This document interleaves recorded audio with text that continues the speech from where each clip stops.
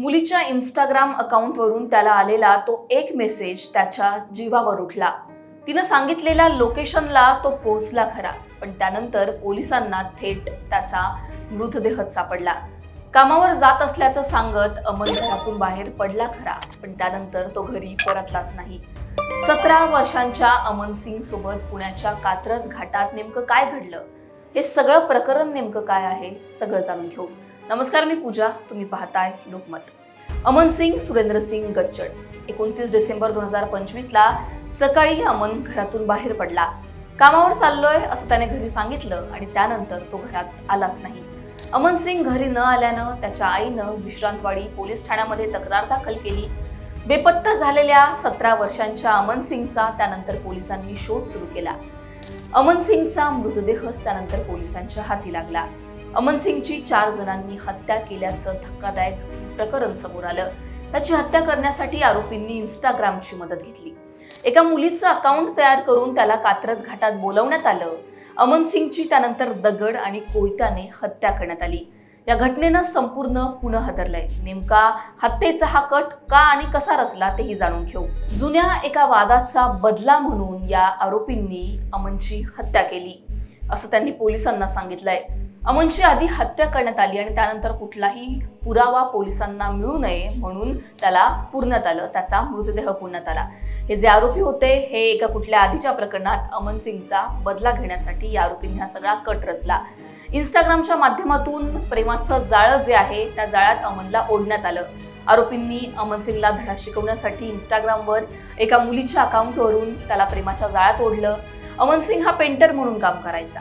आरोपींनी इंस्टाग्राम अकाउंटवरून त्याला मेसेज पाठवण्यास सुरुवात केली.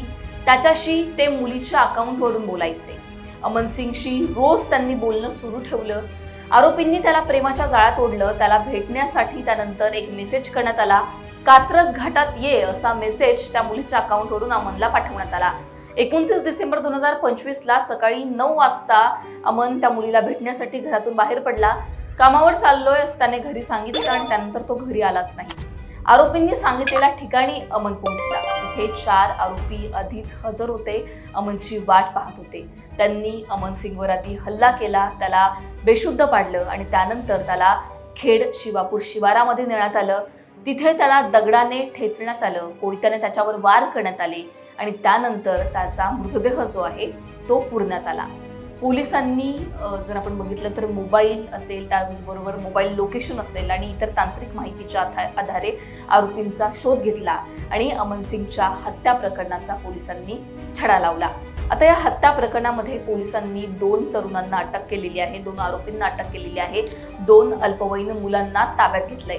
चौघेही हत्या करून फरार झाले होते.